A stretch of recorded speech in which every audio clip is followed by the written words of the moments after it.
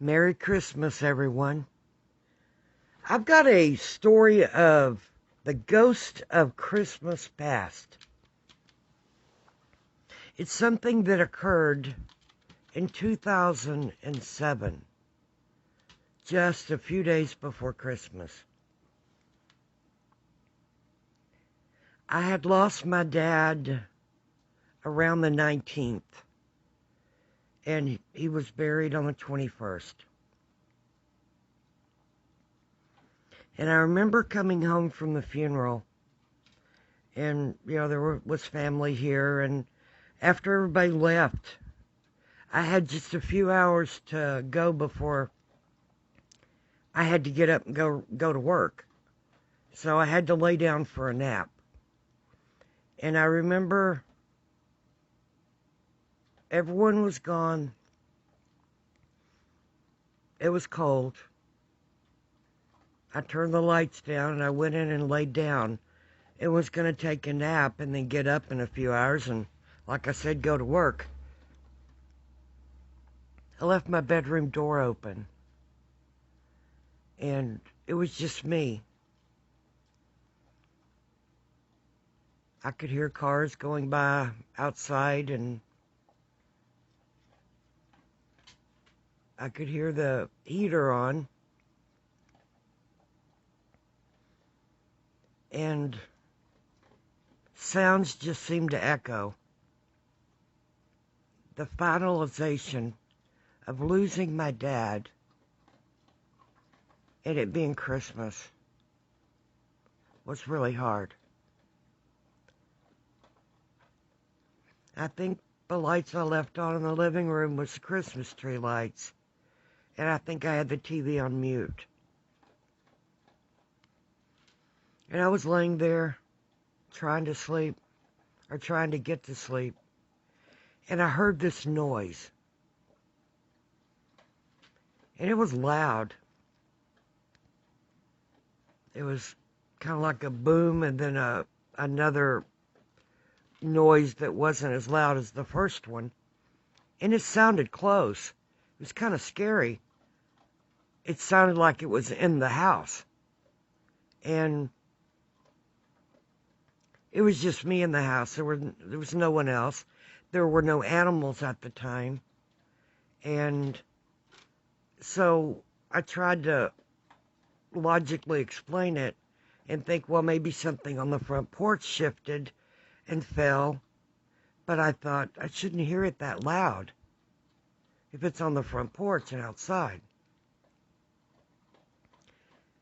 So needless to say, I was kind of alarmed. And I just laid there. I was kind of too scared to get up and see what it was. I just wanted to listen for more noises, and there was no more. And I thought, well, I don't know what that was, but I've got to get to some sleep, and so I went off to sleep. A couple hours later, I woke up. Alarm went off. I had to get up to get ready to go to work. I was doing hospice care with the lady, and she had terminal cancer. So I had to get up, kind of wipe the cobwebs from my brain and get ready for work. And I come into the kitchen to get me something to drink. And I looked down, and I saw that there was a sack of fruit that I had gotten the weekend before with another, the family of another lady that I'd sat with the weekend before had given me a sack of oranges and apples, and they were sitting on the bar. And they'd been sitting there since I brought them in the weekend before, which was just a couple of days before Dad died. He was excited. I remember when I brought him in, he was excited to, that I had fruit. He said, well, I'll go get some nuts before Christmas. And I said, okay. I knew pecans and walnuts, that was his thing. Wasn't mine, but It was his thing. So if that's what he wanted, I was happy for him. But when I went in to get my drink and noticed that the sack of fruit that I had bought and put on the bar up against the little shelf on the bar, it had shifted and fallen over. There was fruit in the floor. And I thought how weird that was because it had been there for for a week. And there had been people in and out of here, family and neighbors and friends and bringing stuff, and it had not moved. It had not been touched. But for all of a sudden, a week after it sits there, it to shift and fall over was kind of a trip. So I picked up the fruit in the kitchen floor, put it back in the bag, put the bag up against the side of the bar again, and started into the living room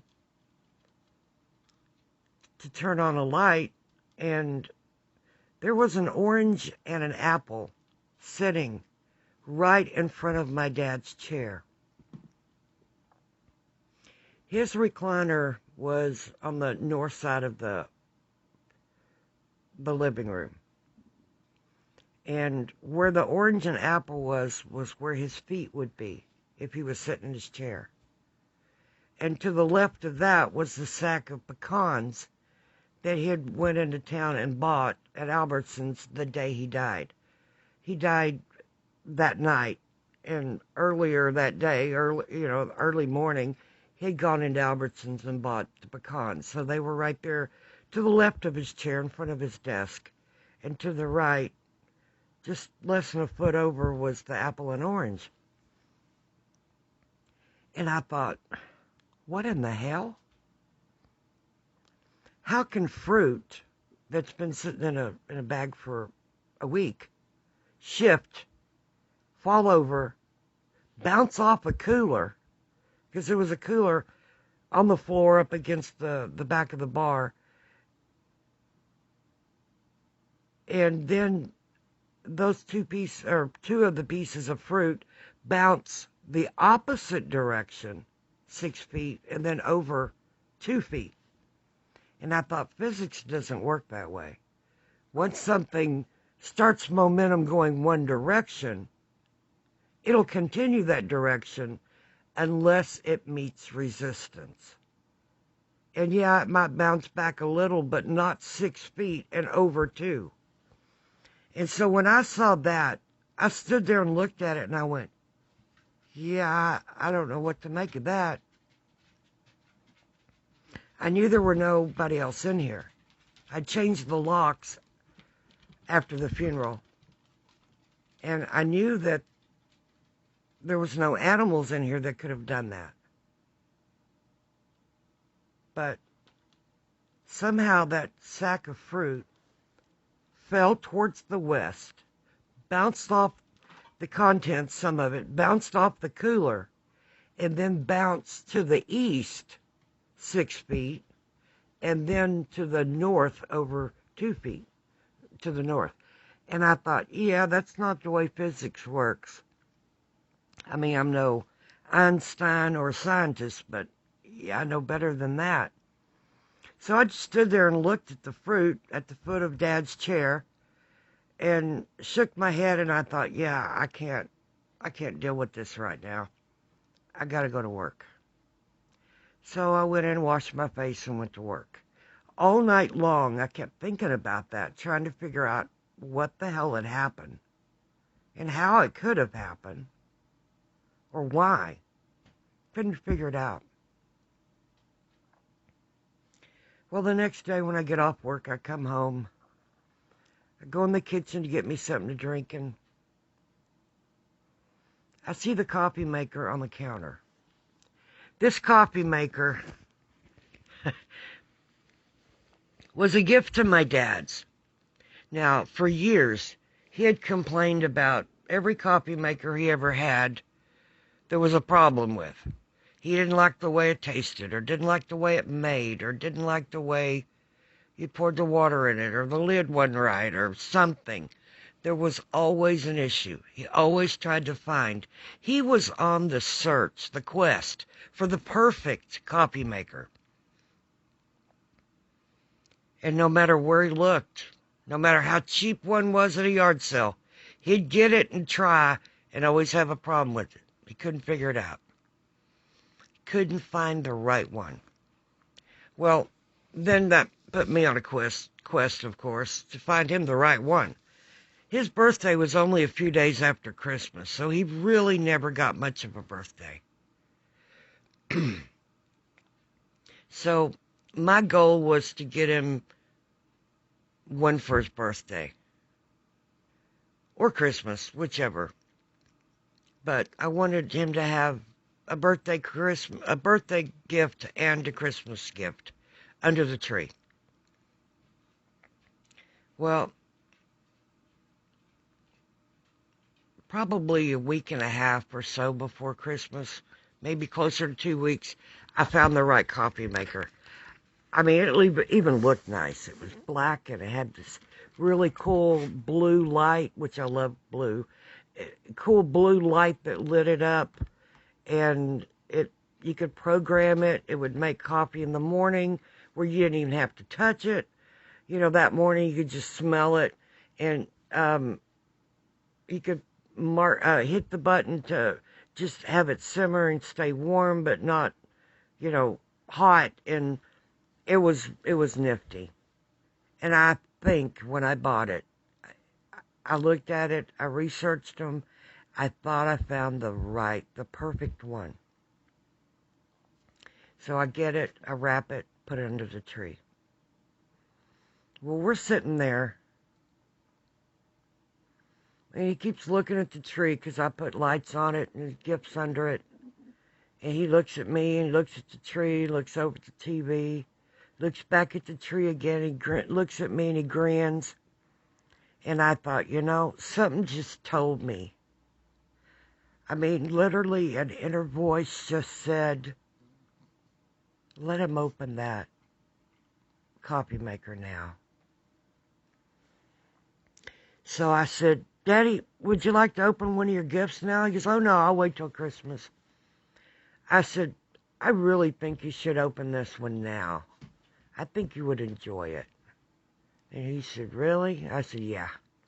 So I gave it to him, and he opened it, and his eyes got big, and he read all the stuff on the box and opened it and said, well, that looks like a dandy. He went in and washed it out and set it up. Well, he and I together, I got the instructions out. We figured out how to program it for the next morning. Whatever time he normally got up, we set it to 15 minutes before, so it would be ready when he woke up. He wouldn't even have to do anything but pour a cup. Well, he loved it. Next morning came around. He said he was excited. He'd get up, use the bathroom, look over at it in the kitchen to see if it was on yet, and then go back to bed. So it was something that excited him. And then he said he wasn't even fully awake yet, and he smelled coffee. He knew it was working. So he came in, looked at it, got a cup, and just sat and enjoyed it. And he bragged about that coffee maker. He was so proud of that coffee maker. He even went into the Cafe and Crumb where he hung out. Almost every day he'd be in there, and he was bragging about it. I think they told me, he said that it does everything but drive the truck, and it probably could be programmed to do that too. He was so proud of the coffee maker. So, the day after we buried him, after working all night, hearing that noise, seeing the fruit in front of his chair, I went in to get me something to drink. And there's the coffee maker. And I just couldn't see it.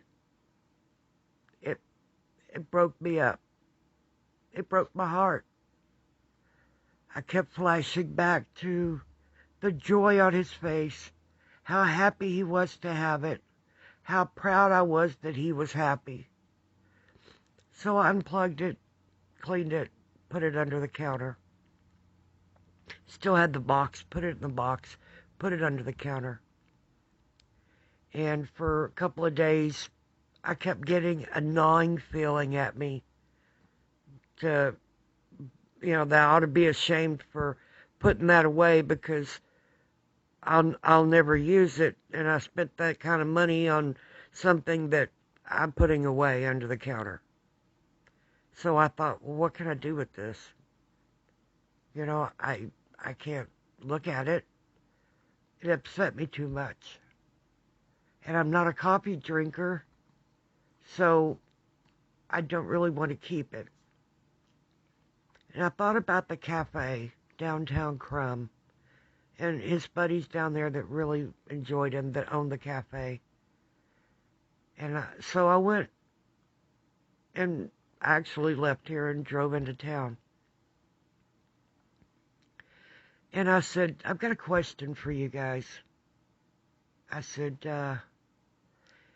you remember the coffee maker that I gave Dad before he died? And they said, oh yeah, he loved that thing. And I said, well, I can't look at it. It makes me sick. It just rips my heart. And I feel guilty for putting it away because I can't look at it. And I said, I don't think he's happy about that, putting it away. I said, I think he would be happy with me giving it to you. So will you use it here in the cafe in his memory? And if you ever sell the cafe, take it with you. He would want that. He wouldn't want me to use it and be upset about it or have it out and it rip me up every time I look at it. He wouldn't want me to put it under the counter and not use it because he loved it. And they said, yeah, we would be honored to have a part of Jack here with us. And I said, thank you.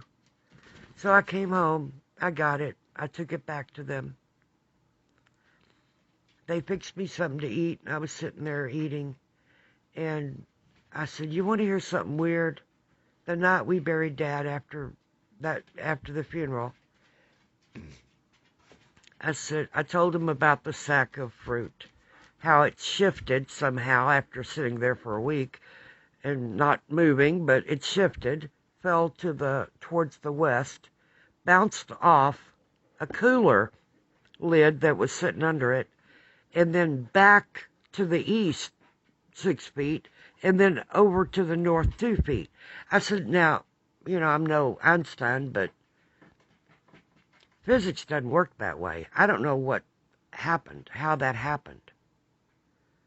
But there was an orange and an apple sitting in front of my dad's chair, right beside the sack of pecans he had bought the morning he died, just hours before he died.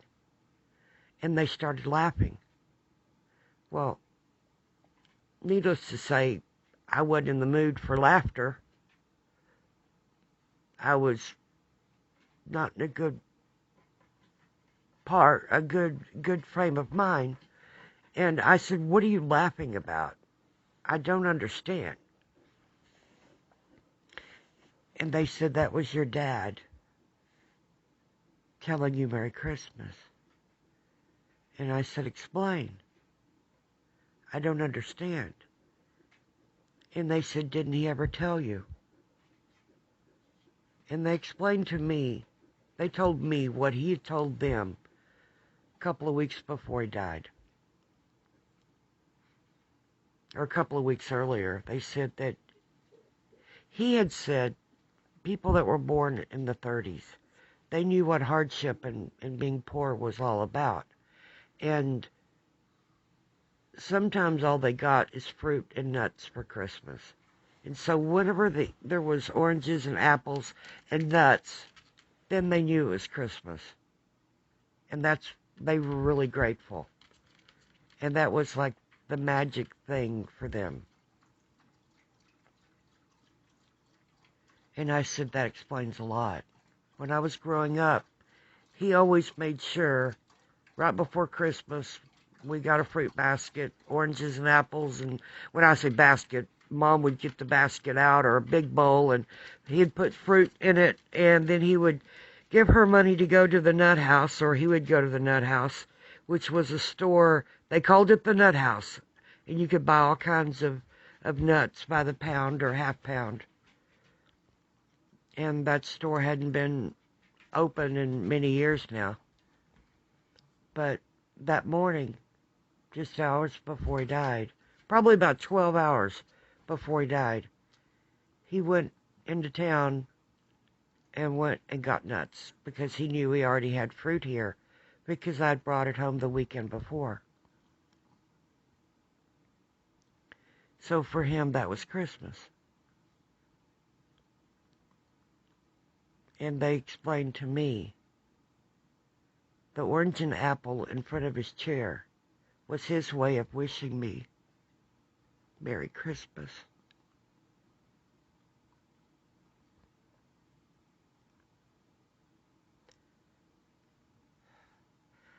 I have followed suit in that tradition as much as I could.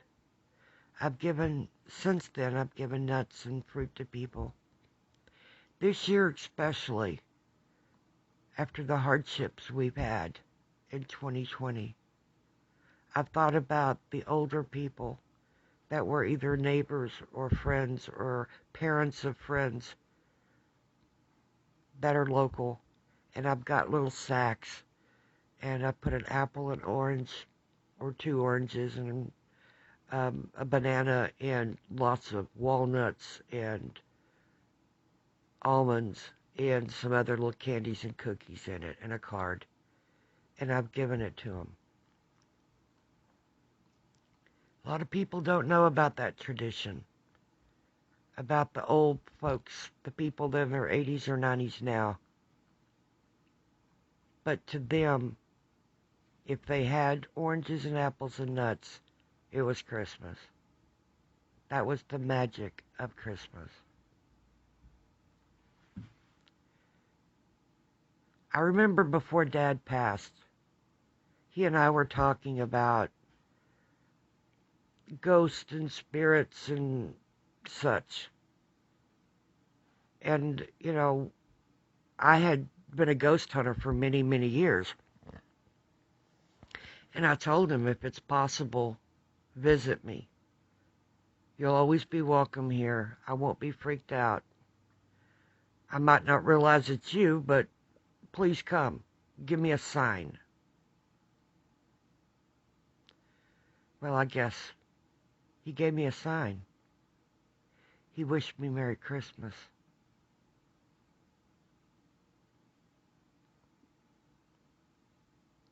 Merry Christmas, everyone.